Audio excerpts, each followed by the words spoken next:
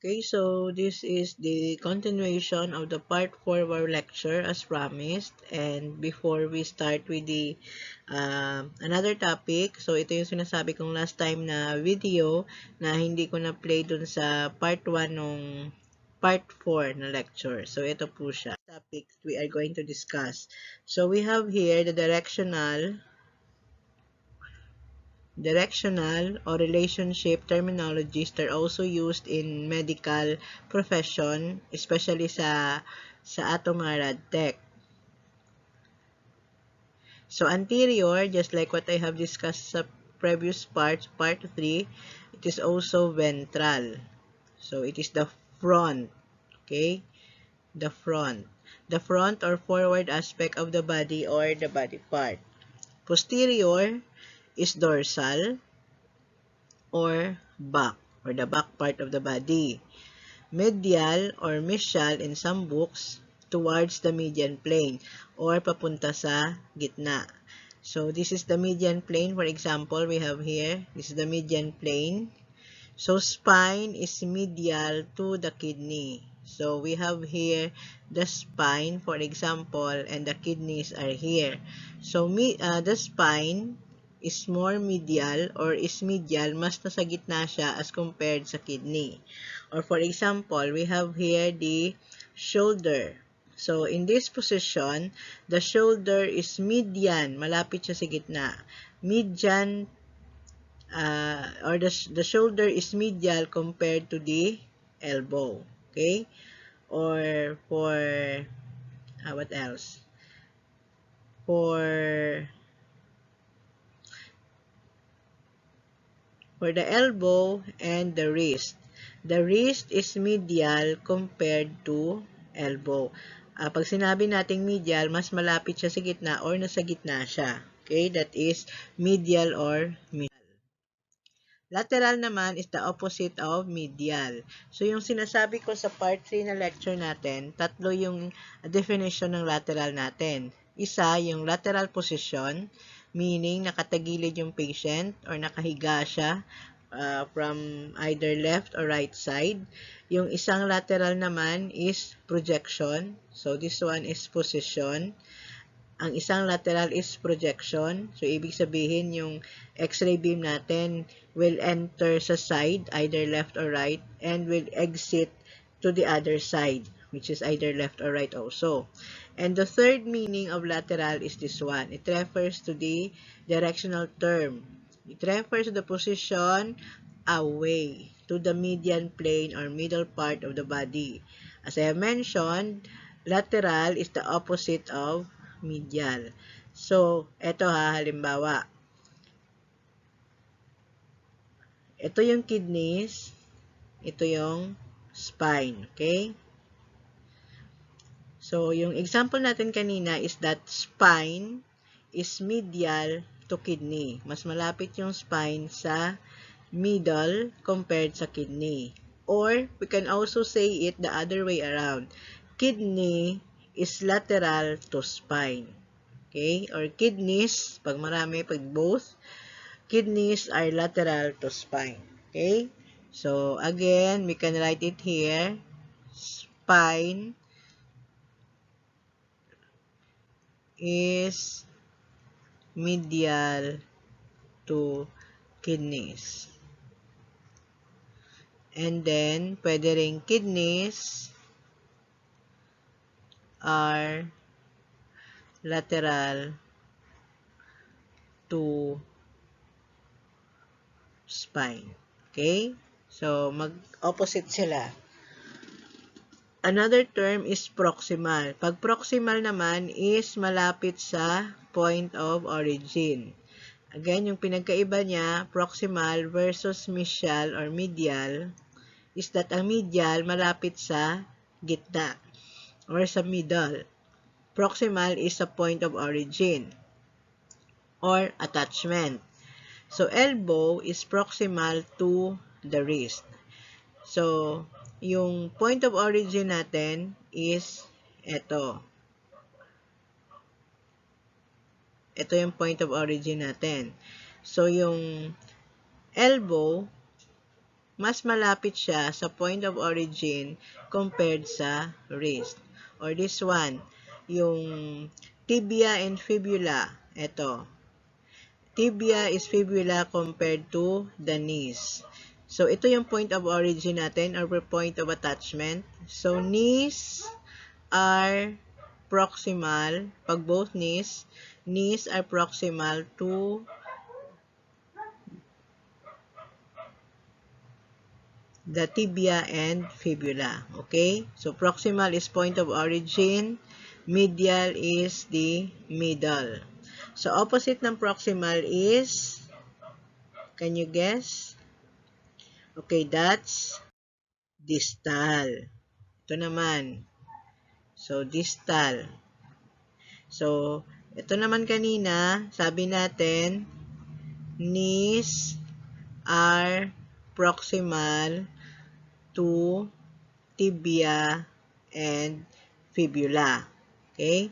While sa distal, tibia and fibula are distal to knees. So, opposite siya. So, we have the medial or mesial versus lateral. Then, we have the proximal versus distal. So, medial and lateral, so it refers to the middle or median. Kung malayo ba siya, malayo, or malapit. Proximal and distal, they refer to the point of origin or attachment. Kung malapit ba siya sa point of attachment or origin or malayo. Okay, so next is cephalad. So, cephalad, or sa ibang reference book, rostral. So, it may mean cephalic, cranial, or superior. So, when we say cephalad, going to the head. Caudal is going to, caudal meaning tail. Caudal is going to the tail, or pababa, or away from the head. So, this is cranial, cephalad, rostral, or superior. This one going here, inferior, or going to the tail or away from the head, or going to the feet or towards the feet. So, ito siya. So, superior or cephalad or rostral, inferior or caudal. Distal, malayo siya sa point of origin. Proximal, papunta sa, ito yung point of origin or attachment. Siyempre, alam nyo na yung right and left. Is the midline. So, medial, mas malapit sa middle or towards the midline of the body. Lateral is away. So, distal, again, so, mas malayo siya sa point of origin. Proximal, papunta sa point of origin. Okay, so I hope that is clear to you somehow. So, sa relationship nila, yung sinasabi ko kanina, medial is the opposite of lateral. Medial is towards the midline. Lateral is away.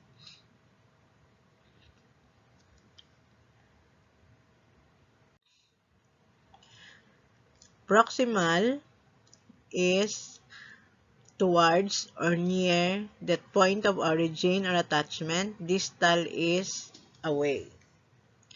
So, ito, sa midline, and ito is point of origin or attachment. Cephalad towards the head, caudad towards the feet or tail. Interior, papasok. So, this is the interior portion. This is the exterior. Superficial, mababaw, versus deep, malalim.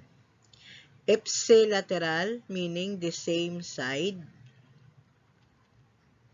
So, for example, the left arm is ipsilateral to the left lung. So, left arm is ipsilateral to the left lang. Okay, so the same side.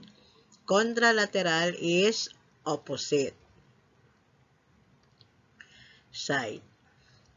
So the left arm here is contralateral to the right arm. Okay? So that's it for the relationship term. Hello and welcome to another episode of Interactive Biology TV,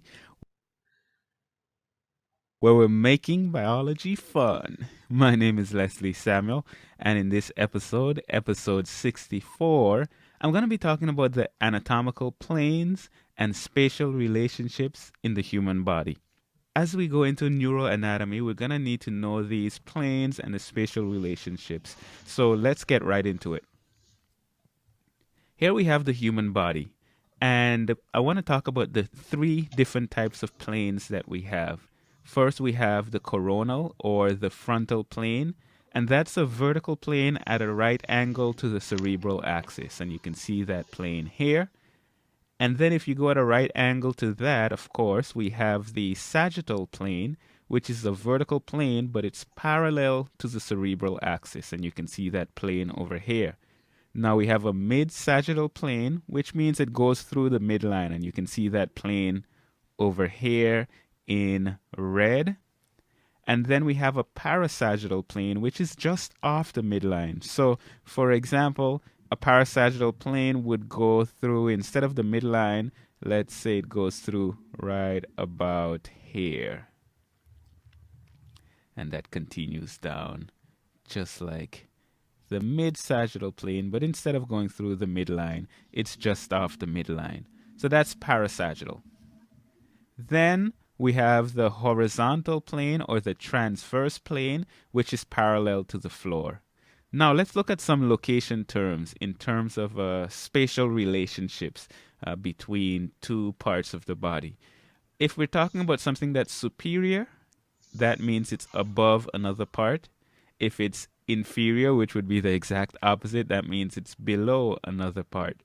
And then we have terms like rostral, which means towards the head. And this is when we're looking at general anatomy, assuming that we're talking about beneath the brain, beneath the head. So rostral is towards the head, and caudal would be toward the tail or the coccyx. So in other words, it's the opposite of rostral.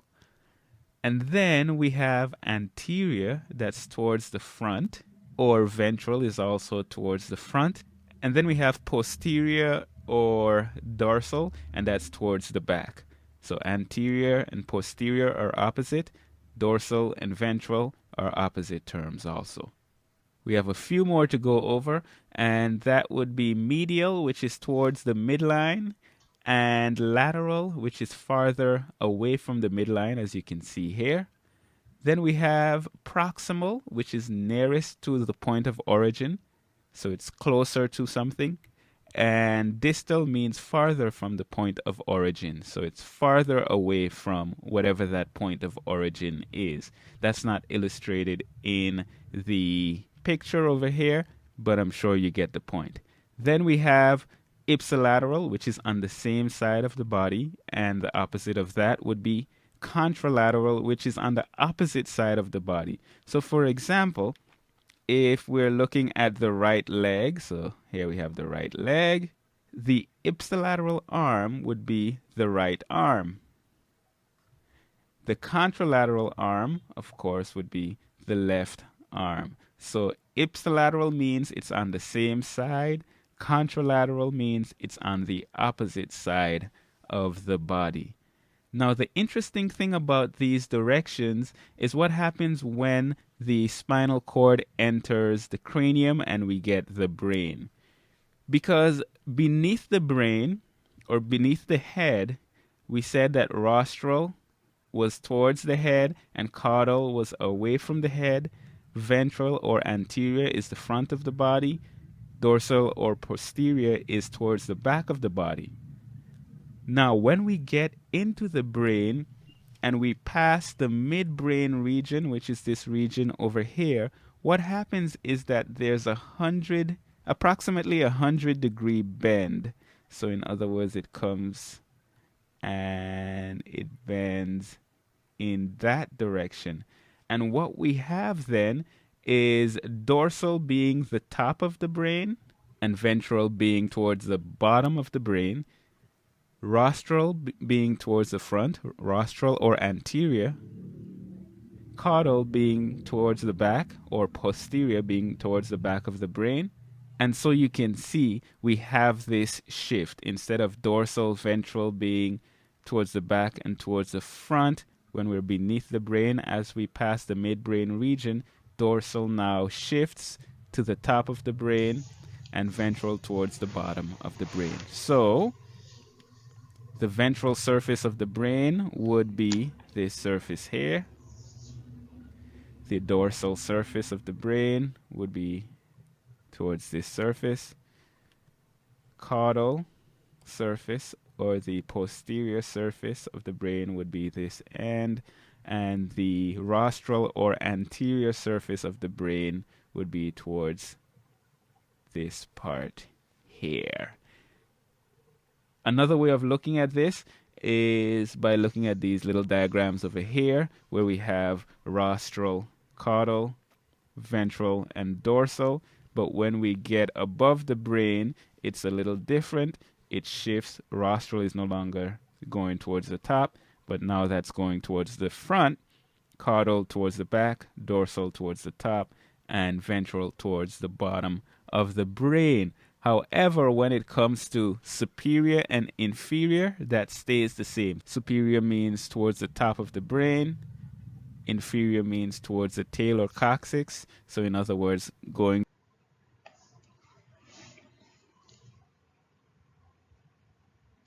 So in this explanation here, so as mentioned by the narrator, so when we are talking of the general parts of the body, so ventral is the front part, dorsal is the back part, so rostral or cephalad is towards the head, while caudal is towards the feet.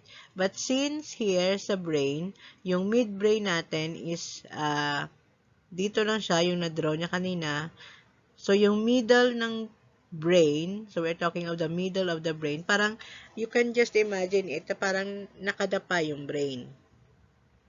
Okay, so ito na yung cephalad niya sa harap, yung caudal niya sa likod, yung dorsal niya, yung likod niya is dito na sa taas, and yung ventral niya is dito sa ilalim.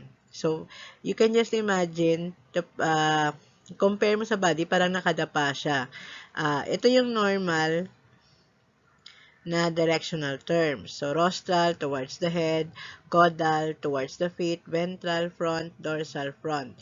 But if you try to compare it here, so the rostral transferred here, ventral transferred here, caudal transferred here, and dorsal transferred here. So, as you can see in these arrows. Okay? So, specific lang yung term niya for the brain. Okay? So, the rostral, dorsal, ventral, and caudal. But when we talk about superior and inferior, this is still the superior. Kasi pag sinabi nating superior, it is on the upper portion. So, superior and then inferior sa baba. So, this will still be the anterior portion of the brain. Ito siya. Pero instead of calling it ventral, we call it rostral or cephalad. And the posterior portion is still here at the back. So, posterior siya. But instead of calling it dorsal, we call it caudal. Okay? That's for the brain lang, ha? Okay, so let's continue with the video. Hello and welcome to another episode of Interactive Biology.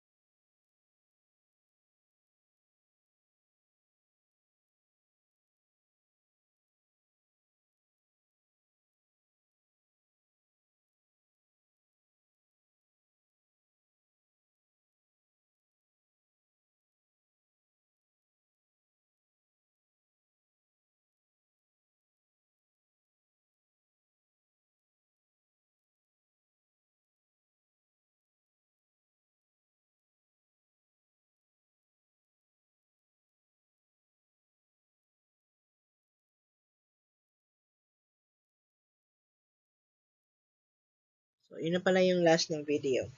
Anyway, so next topic will be the body movements. So, this refers naman dun sa direction ng pag-move ng isang part ng body or ng buong katawan.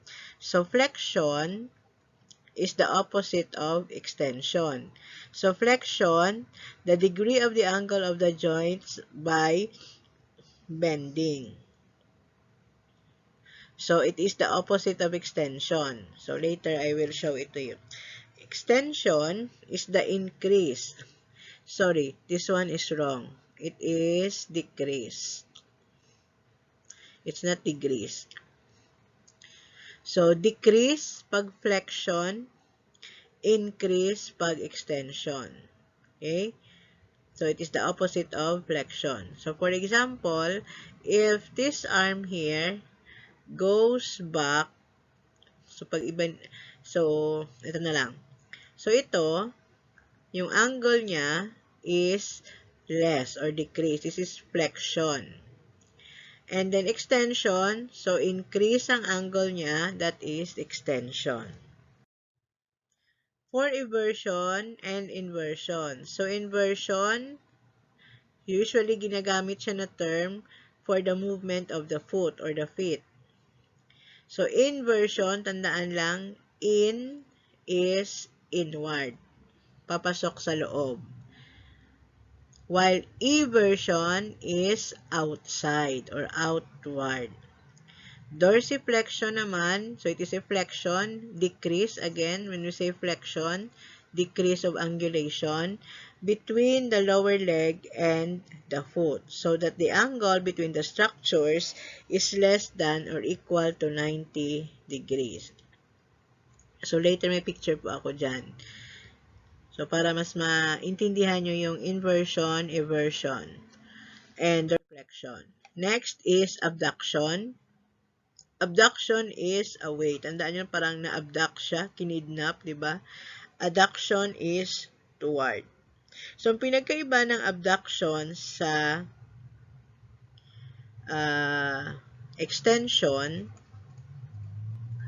this one is flexion. Pag sinabi nating flexion, we are referring to the degrees of angulation. Pag sinabi nating abduction, it is the movement. Okay? So, movement. So, away. So, if you move away, you will also increase the angulation. When you move toward here, you decrease the angle of decrease the angulation. Okay? Next is pronation or padapa.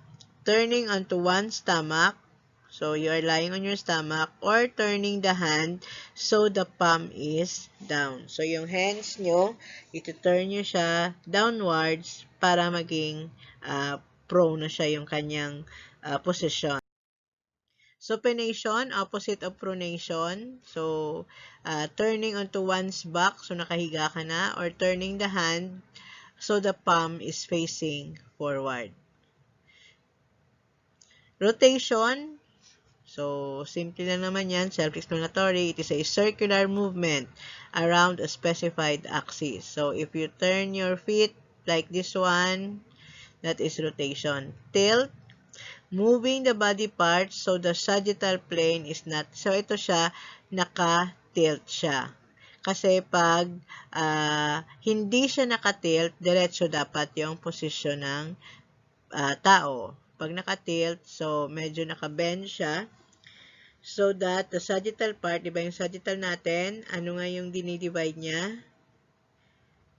Left and right. So, hindi na siya parallel to the long axis of the body. Pag parallel, ito siya. So, hindi na siya parallel kasi naka-bend siya. That is tilt. So, ito yung sinasabi ko na picture. So, flexion, you decrease the angulation. Extension, you increase the angulation. Abduction is away from the body. Adduction is towards the body. So, circumduction, that is also rotation. Okay, so that is rotation. Pronation, so palms facing downwards here. Supination, palms facing upward or forward. So, ito rin, adduction, abduction. So, what else? When you turn your feet here towards the inside, it is inversion. When you turn your feet towards outside, that is eversion. Okay? When you turn your feet, for example, this one, you're going to turn it towards here, especially pag may anong term yun? Bering or cramps. If you have cramps, so you turn your feet towards here, that is dorsiflexion. Okay? So body surfaces and landmarks. So these are very important landmarks, especially sa ating mga radtech, so that we will be able to identify the central ray or where to center our X-ray beam during examination. So you have to memorize this also. You have to learn this. So C1, it is at the level of the mastoid process. C5 is at the level of the thyroid cartilage or sa level ng Adam's apple ng mga lalaki. While the C7 is also referred to as the vertebra or sa ibang book, vertebral prominence. Take note of the spelling ha, yung prominence niya. Hindi siya CE ang last. For the thoracic region, the T2 and T3 is at the level of the suprasternal notch or the jugular notch. May picture ako dyan later. T4 to T5, the sternal angle or your sternum.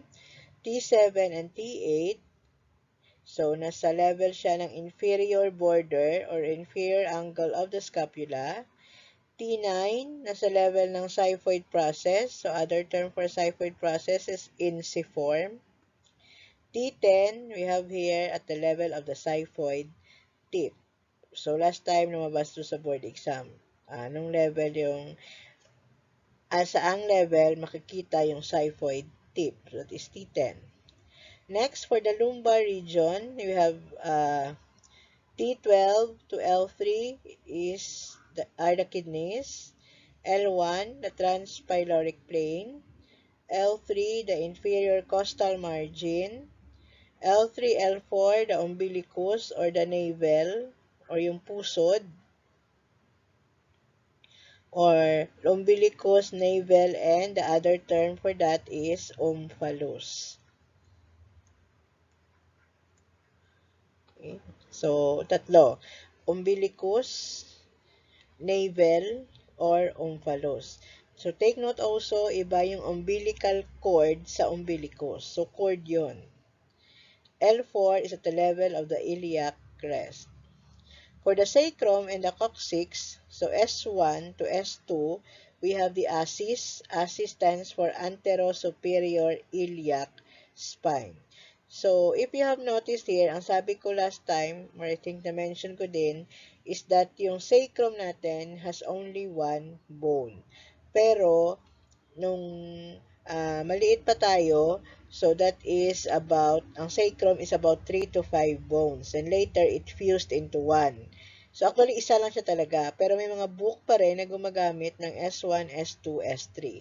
So, there are individuals also na hindi siya completely nag-fuse. So, meron dalawa yung sacrum nila, meron tatlo. But that is an abnormality for an adult.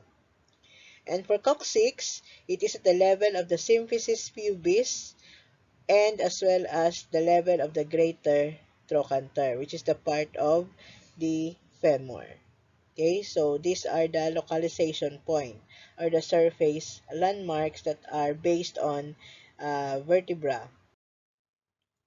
So I have here So, thyroid cartilage. So, xiphoid process is here. So, this is 1, 2, 3, 4, 5. Makita. 1. Oh. So, yung mastoid process nyo, C1 is along here. Ito siya. C1. Nasa level siya ng mastoid tip. Then, C5 sa level ng thyroid cartilage or ng Adam's apple. Then, we have here the T1. Then, T2 and T3 sa level ng jugular notch. Ito siya. T4 and T5 sa sternal angle. Then, T7 here sa inferior angle of the scapula. And also, we have the T9, T10 for the xiphoid process or xiphoid tips yung T10. Then L2, L3, we have here the inferior costal margin. Costal margin is this one, the last portion of the ribs. Costal is ribs or costo. L4, L5 for the iliac crest. This is the crest.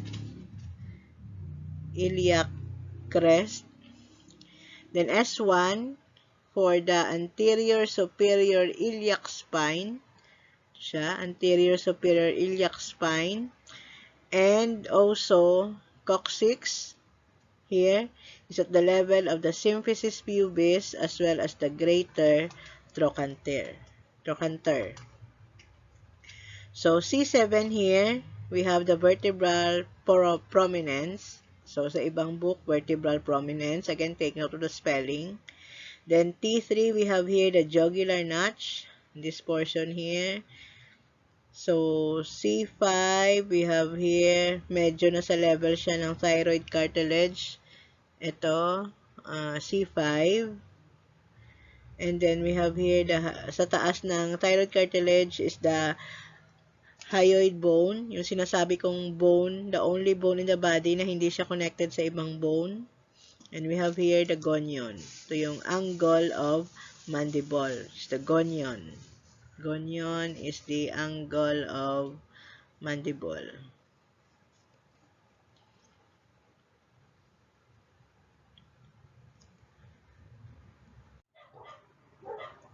Okay, so next slide. So next topic will be the body habitus. So when we say body habitus, it refers to the body build. Also refers to the body's physical appearance. So we have four. We have the sthenic, asthenic, hypersthenic, and hyposthenic. So we will start first with sthenic.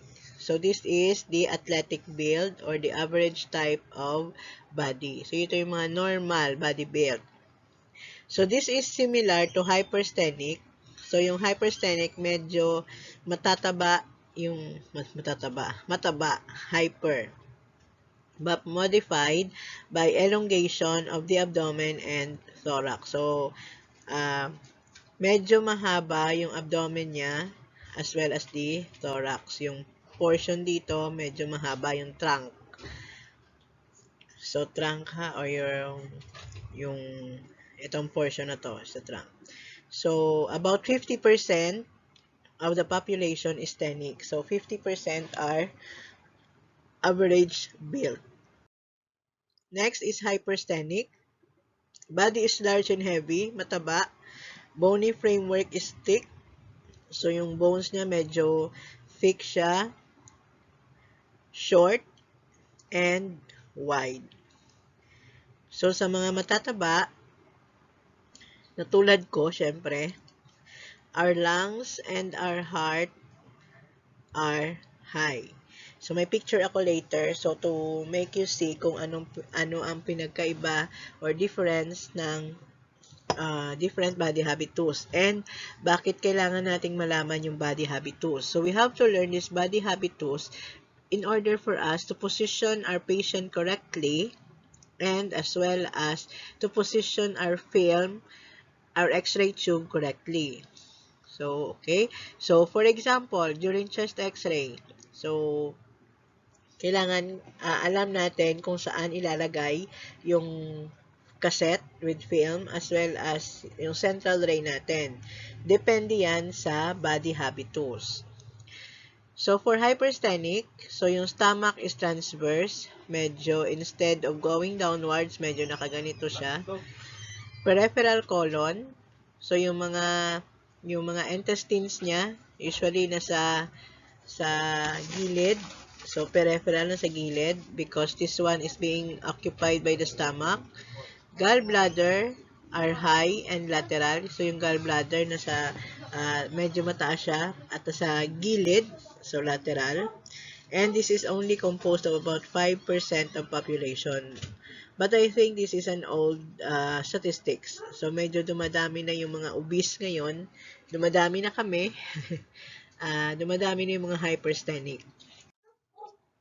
Next is the asthenic. So, these are the slender and light. So, yung mga medyo anorexic ang sabi nila, mga pang-model yung type ng katawan. So, bony framework is delicate, long, narrow thorax, very low, long stomach. So, medyo mababa yung stomach nila. So, yung mga hypersthenic dito, transverse. Yung asthenic, pababa. Parang fish hook. Parang taga. So, medyo wala siyang laman. Kaya, pababa siya. Low, medial, redundant colon. So, yung colon niya is nasa baba siya, pero parang dito lang. Gallbladder is also low and medial. So, kanina dun sa hypersthenic, high and lateral. Sa asthenic naman is low and medial. And this is only composed of 10% of the population. Which is, again, in my opinion, hindi siya accurate kasi marami na rin nagugutom ngayon. Like sa mga African countries. So, yung body habitus from the largest, so largest to smallest. We have hyper, we have sthenic, and we have hypo, we have asthenic. Okay? So, largest to smallest, hypersthenic, sthenic, hyposthenic, and asthenic. So, based naman sa dami nila, dami ng population. So, this is number 1, 50%. Number 2 is 35%. Then, number 3, so medyo madami na rin. And this asthenic is only 10%.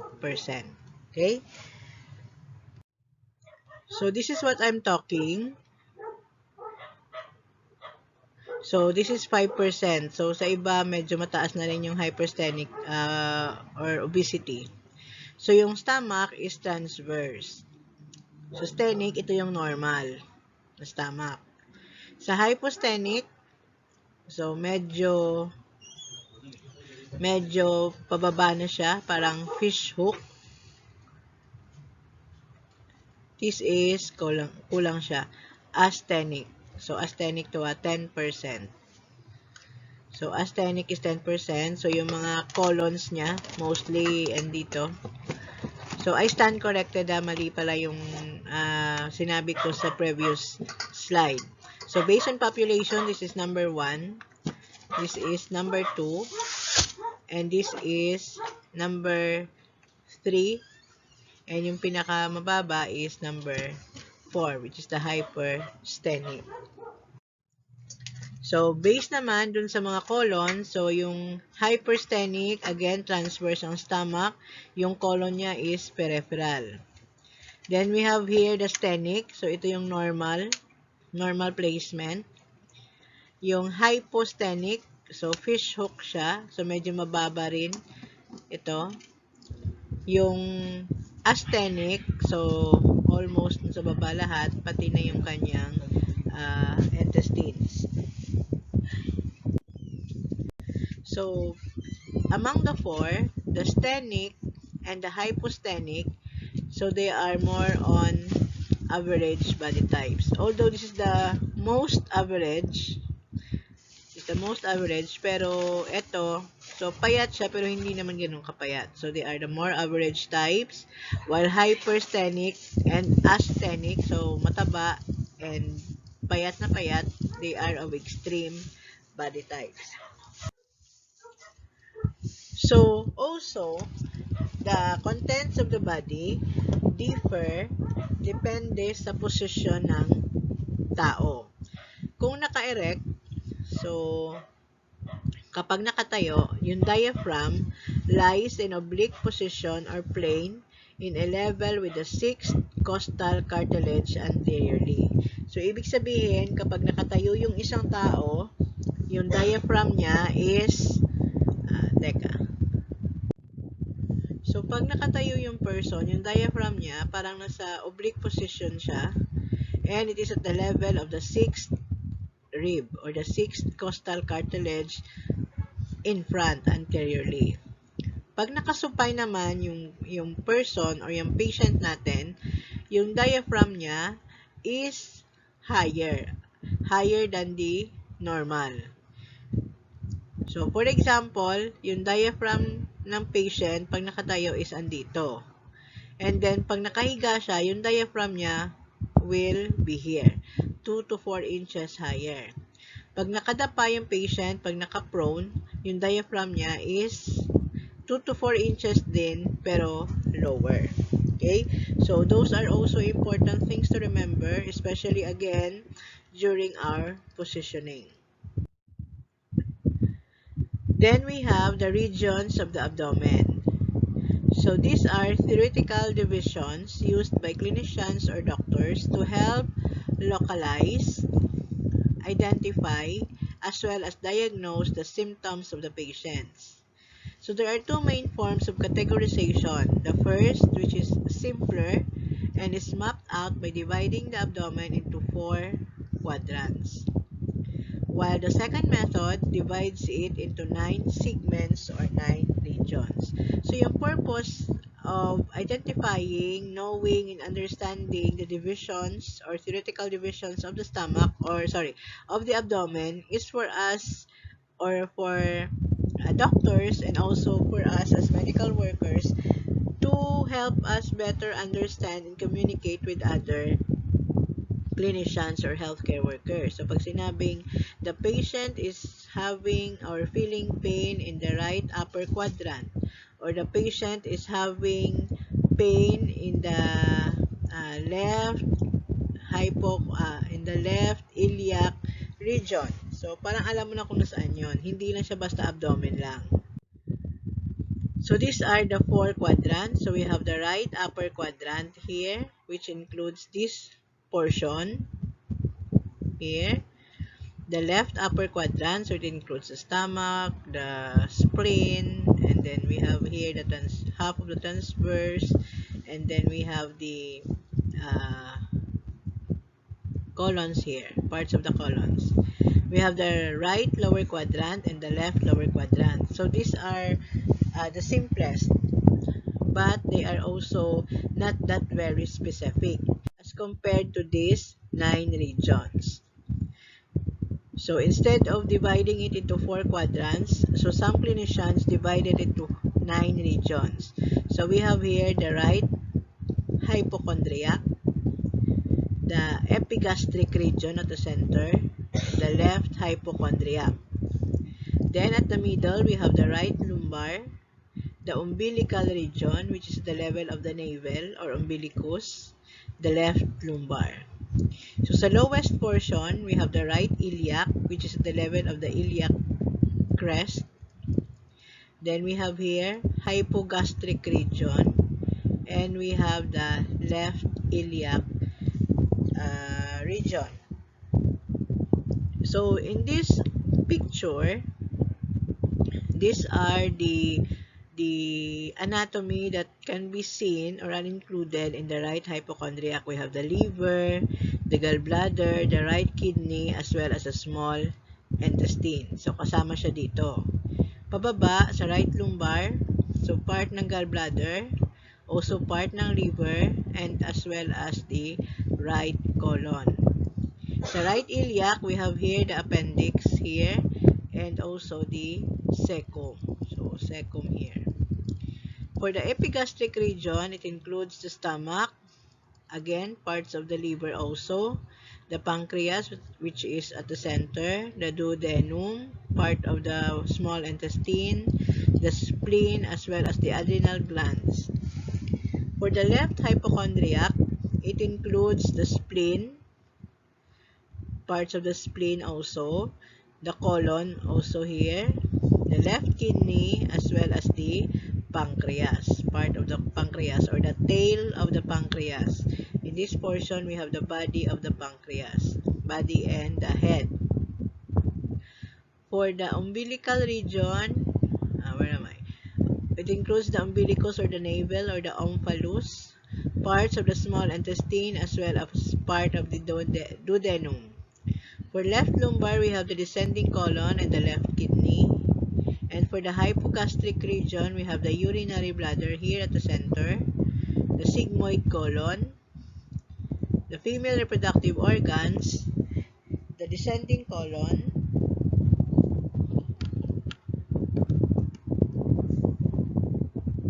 For the left iliac, here we have here the descending colon, the sigmoid colon also, part of the sigmoid colon here, are found sa regions of the stomach. So it is also very important for us as healthcare workers, that is as RadTech, to understand and to be able to be familiar with these structures that are found in the stomach. So they are very important. So this is the last slide for this topic, for the part 4 lecture of the radiographic anatomy. So the second part of the part 4. So part 1 was already uploaded. So wala mo ng assignment, so we will just have an activity when we meet on Saturday. So thank you for watching and good day.